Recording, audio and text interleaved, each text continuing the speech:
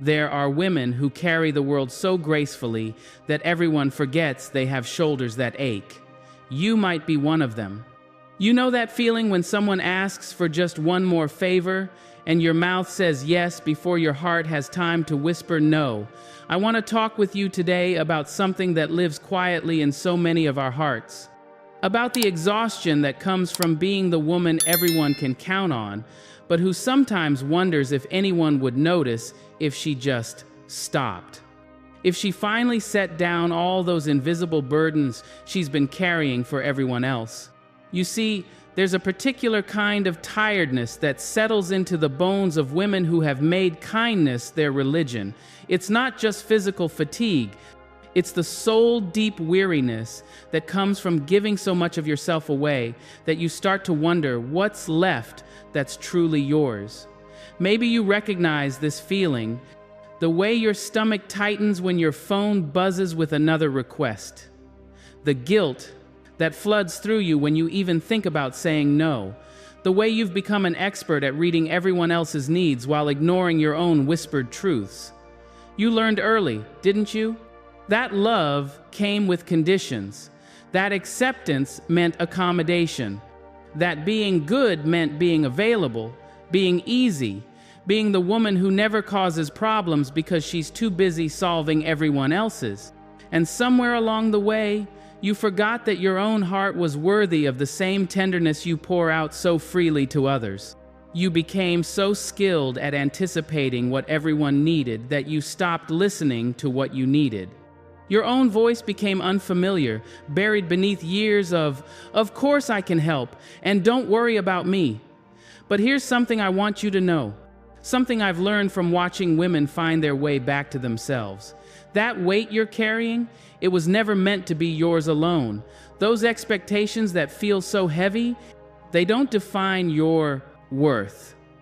Your value doesn't decrease when you start honoring your own boundaries. The truth is, you weren't born to be convenient.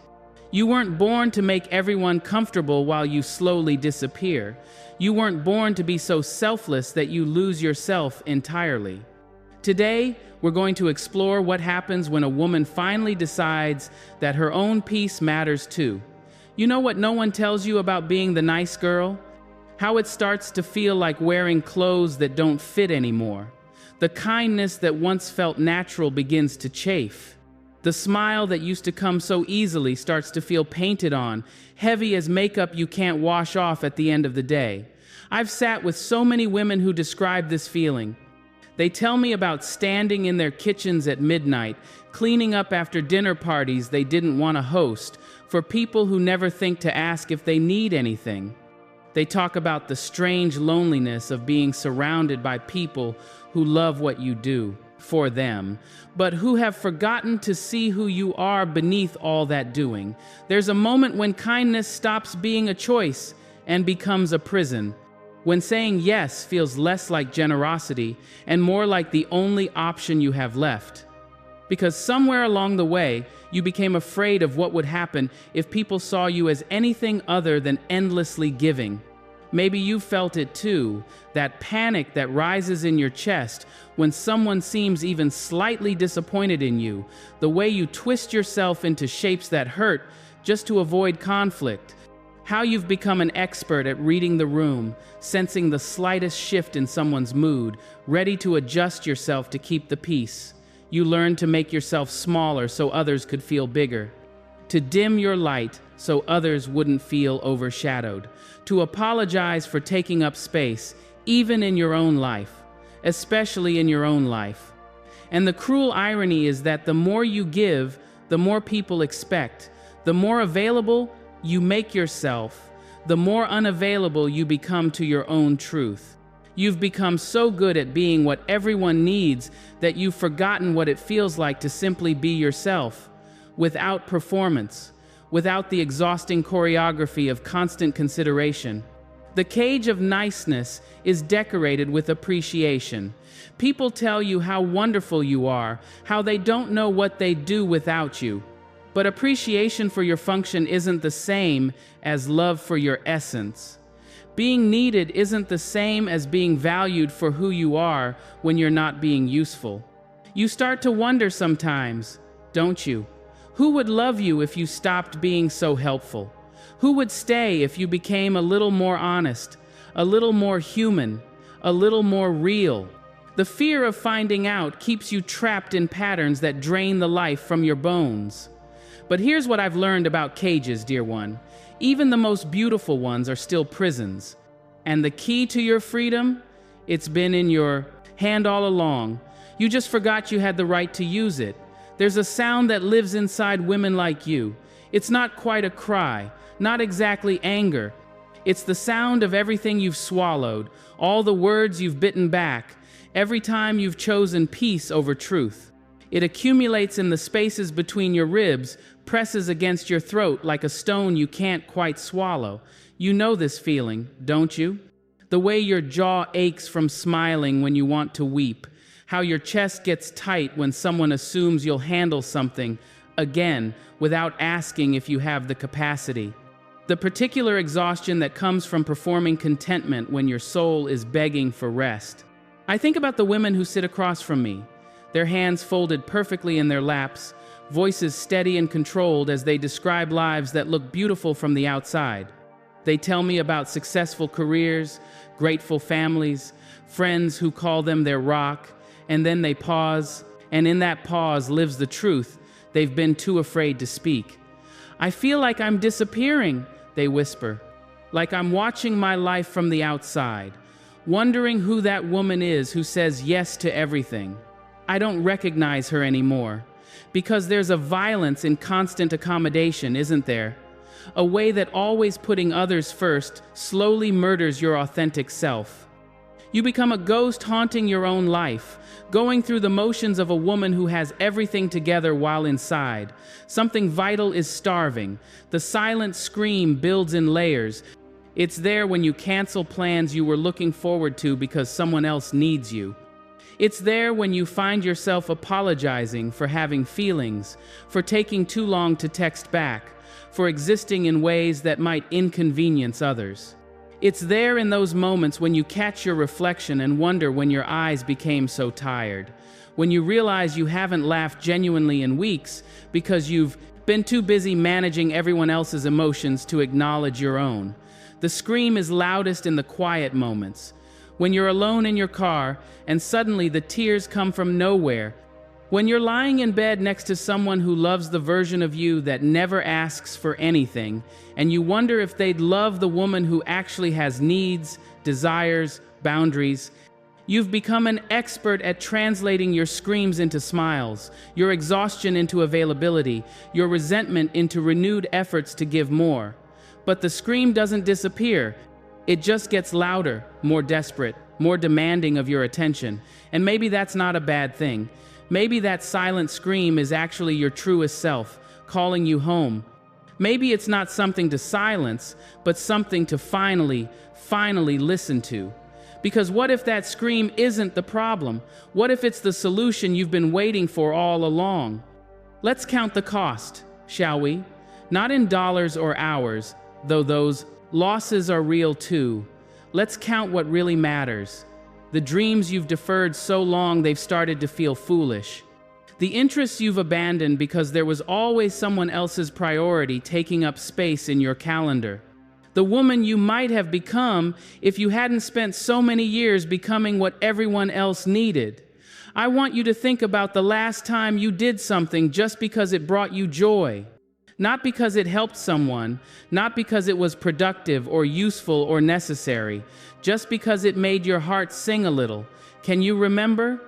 Or has it been so long that the memory feels like something you dreamed once?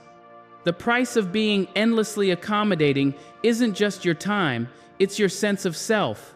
You've traded your authenticity for approval so many times that you've forgotten what your real preferences even are.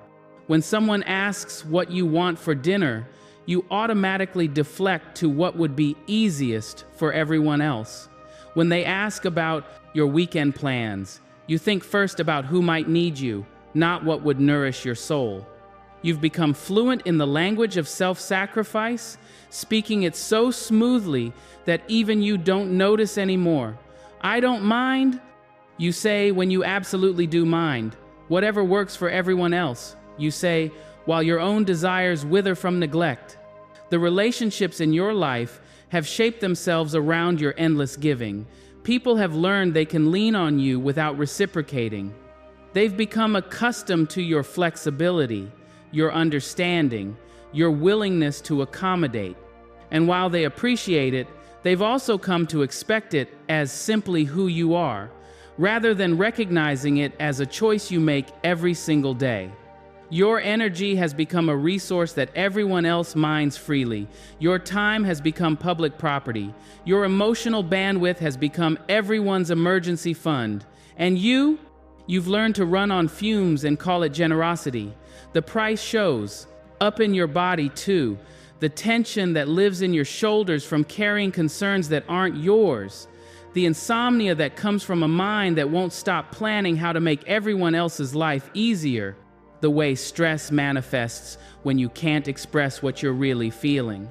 But perhaps the highest price is the relationship you've lost with yourself. That inner knowing that once guided you has been drowned out by the constant noise of other people's needs. You've become a stranger to your own desires, your own rhythms, your own truth.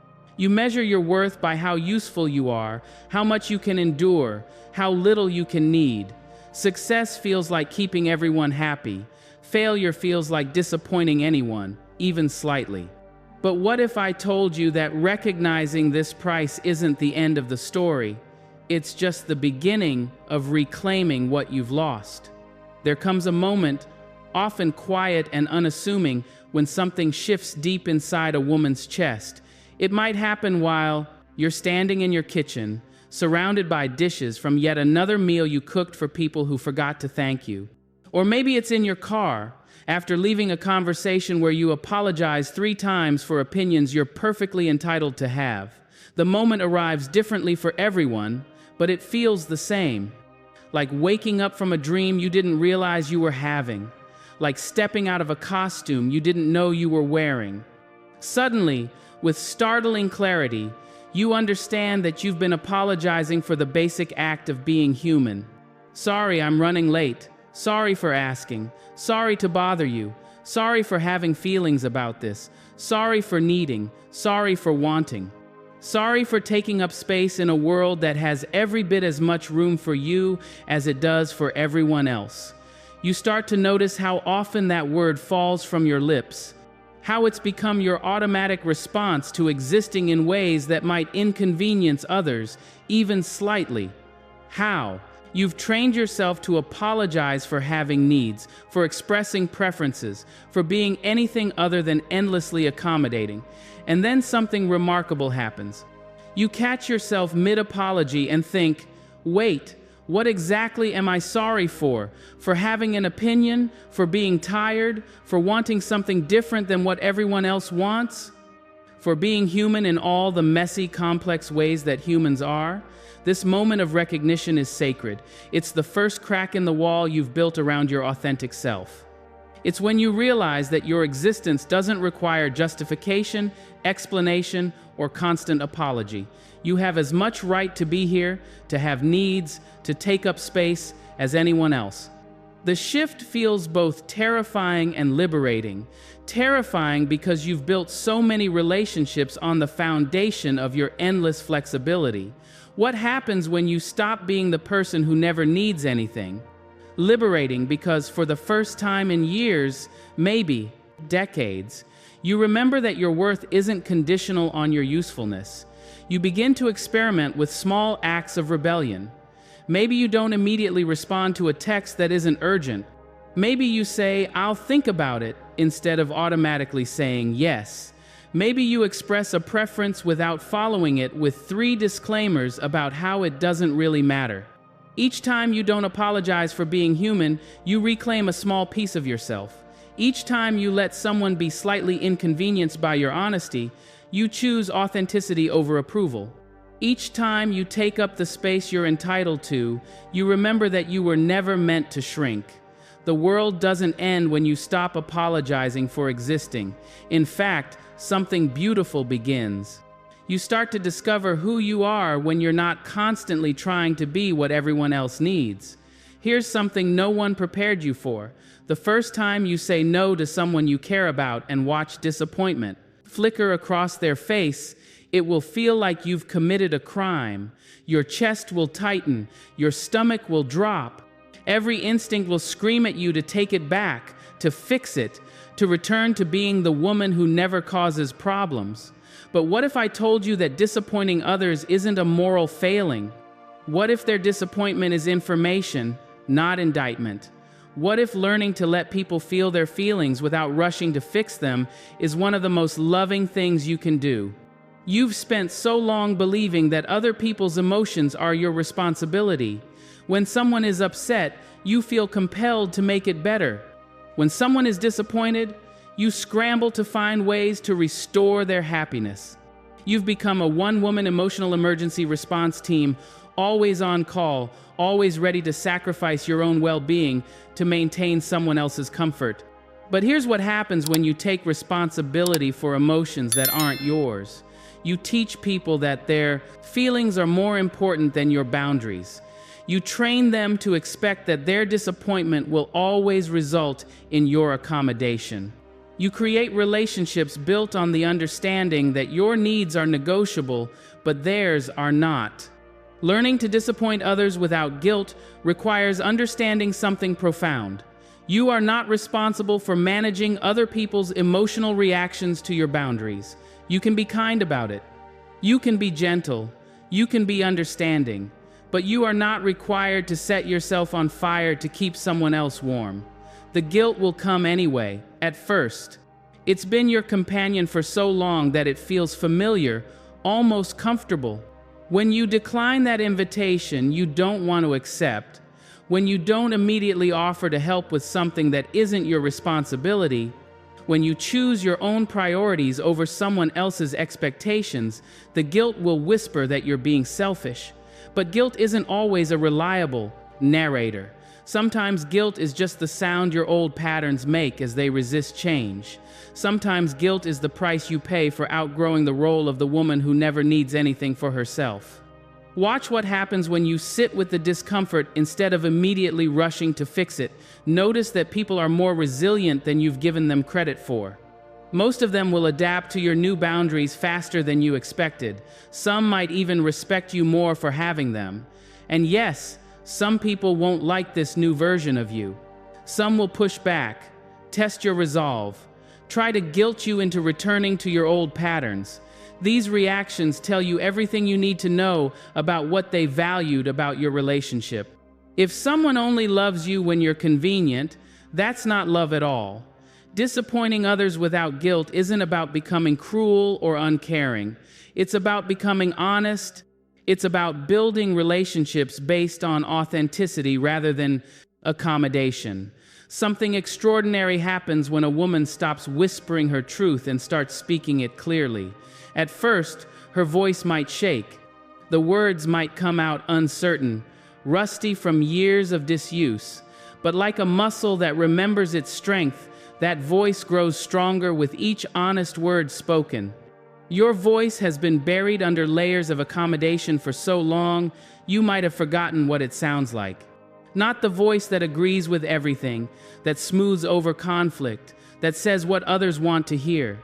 Your real voice, the one that knows what you want, what you need, what you will and won't accept. I think about the moment when a woman first uses the word no as a complete sentence. No justification, no lengthy explanation, no apology attached, just no. The power in that single syllable is revolutionary. It's the sound of a boundary being born, of self-respect being reclaimed. Your voice has opinions that matter, preferences that are valid, desires that deserve consideration. For too long, you've acted as if your inner world was less important than everyone else's, as if your thoughts and feelings were somehow optional in the equation of relationships. But reclaiming your voice isn't just about saying no. It's about saying yes to the things that align with who you really are. It's about expressing enthusiasm without tempering it to make others comfortable. It's about sharing your ideas without prefacing them with apologies or disclaimers. The process feels vulnerable at first. You might find yourself speaking and then immediately wanting to take the words back, to soften them, to make them more palatable. Your old patterns will try to convince you that honesty is selfish, that authenticity is aggressive, that having standards is demanding. Notice how people respond when you start using your real voice. Some will be surprised, maybe even startled. They've grown accustomed to your endless flexibility, your willingness to adapt to whatever they needed. Your authenticity might feel unfamiliar to them at first, but watch closely and you'll see something beautiful happen. The people who truly care about you will adjust. They'll learn to ask instead of assume. They'll start seeing you as a whole person instead of just a helpful resource. They'll begin reciprocating in ways they never did before. Your voice carries wisdom that only comes from lived experience. It knows the difference between kindness and self-abandonment. It understands that saying yes when you mean no helps no one in the long run. It recognizes that authentic relationships require honest communication, even when that honesty feels uncomfortable. As your voice grows stronger, you'll discover something remarkable. You weren't born to be an echo of what others want to hear. You were born to contribute your unique perspective, your particular wisdom, your irreplaceable truth to the world. The ashes of people-pleasing become the fertile ground where your authentic voice takes root and finally learns to sing. There's a misconception that boundaries have to be harsh, that standing up for yourself requires anger or aggression. But I've learned something beautiful about the nature of true boundaries. They can be as soft as silk and as strong as steel. They can be spoken with love and held with unwavering conviction. Gentle boundaries aren't weak boundaries. They're boundaries wrapped in kindness but grounded in self-respect. They sound like, I care about you and I won't be able to help with that. They feel like a door that closes softly but locks firmly. They're the art of protecting your peace without declaring war on everyone else's. You're learning that you can love someone deeply and still say no to their requests. That caring about someone doesn't mean absorbing their problems or fixing their discomfort. That you can be compassionate without being compliant, supportive without being self-sacrificing. The gentleness isn't for their comfort, though they might appreciate it. The gentleness is for you because it allows you to maintain your integrity while honoring your natural inclination toward kindness. You don't have to become someone you're not in order to protect who you are. Setting gentle boundaries feels like learning a new language at first. You're translating your old patterns into healthier expressions. Instead of, I guess I could do that, when you don't want to, you learn to say, that won't work for me. Instead of taking on responsibilities that drain you, you practice saying, I'm not available for that right now. Notice how boundaries create space for authentic relationships to flourish. When you're clear about what you can and can't do, people know how to interact with you honestly. When you stop saying yes to everything, your yes becomes meaningful again. When you protect your energy, you have more genuine enthusiasm to offer for the things that truly matter to you. The art lies in the process, delivery. You can decline a request without making the other person feel rejected. You can express your needs without making others feel guilty for having their own. You can be firm in your limits while remaining warm in your heart. Gentle boundaries teach people how to love you better. They show others what respect looks like in action. They model how to care for someone without losing yourself in the process. They demonstrate that relationships are healthiest when both people are whole, not when one person disappears into the other's needs. You'll discover that most people respond better to gentle firmness than to reluctant accommodation. When you're clear and kind about your limits, others know where they stand. There's a relief in clarity that serves everyone involved. The woman who sets gentle boundaries isn't selfish. She's sustainable. She's learning to love herself the way she loves others, with tenderness and protection.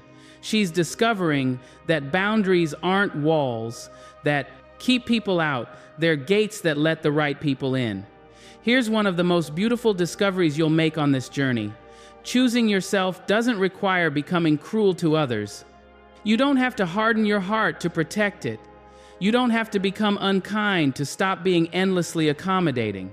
There's a path between self-abandonment and selfishness, and it's paved with conscious compassion.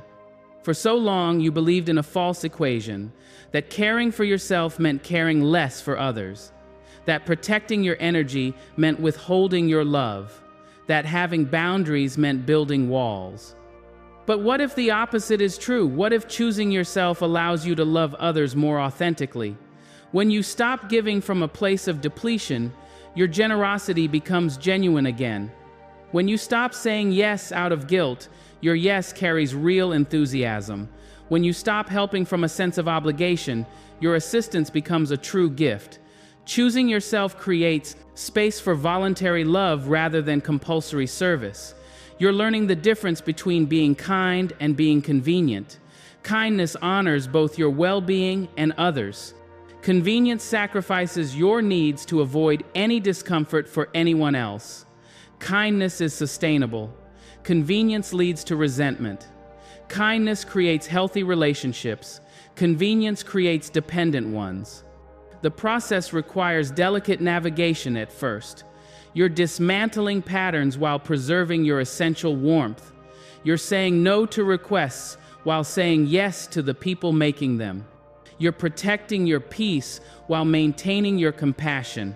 It's like performing surgery on yourself while keeping your heart intact. Watch how choosing yourself without cruelty actually improves your relationships. People start seeing you as a whole person with your own needs and desires. They begin appreciating your help because it's freely given, not automatically expected. They learn to offer reciprocity because you're no longer a bottomless well of unreciprocated giving. Some days, choosing yourself will feel selfish because you've been conditioned to believe that self-care is self-indulgence. Your old patterns will whisper that you're being mean, demanding, difficult. But notice the difference between being authentic and being aggressive, between having standards and being harsh, between protecting yourself and punishing others. You can express disappointment without attacking. You can enforce consequences without seeking revenge. You can remove yourself from situations that drain you without making others feel guilty about who they are. You can choose your own well-being while still wishing others well in theirs. The woman who chooses herself without cruelty becomes a model for healthy relationships. She shows others how to love someone while maintaining their own integrity.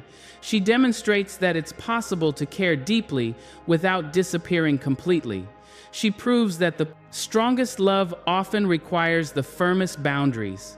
This isn't about becoming someone different. It's about becoming who you've always been underneath all that accommodating. It's about returning to your natural state of balanced compassion, where love flows both inward and outward. And here we arrive at the most sacred destination of all, the place where you no longer need to be perfect to be worthy of love, where you can disappoint people occasionally and still sleep peacefully at night, where being human, with all its beautiful messiness, becomes enough. There's a particular peace that settles into the bones of a woman who has stopped trying to be everyone's ideal version of her. It's the peace of no longer performing perfection, no longer exhausting yourself trying to anticipate and meet every possible expectation. It's the deep exhale of finally being allowed to be imperfect and knowing that you're still lovable. You've discovered something revolutionary, that your worth was never dependent on being flawless, that your value doesn't decrease when you have bad days, make mistakes, or fail to meet someone's expectations. That love based on your humanity is infinitely more satisfying than admiration based on your performance. The woman you're becoming doesn't have to have all the answers. She can say, "I don't know," without feeling inadequate. She can change her mind without feeling guilty. She can have moods, preferences, and off days without apologizing for being human. This version of you makes mistakes and learns from them instead of torturing herself about them.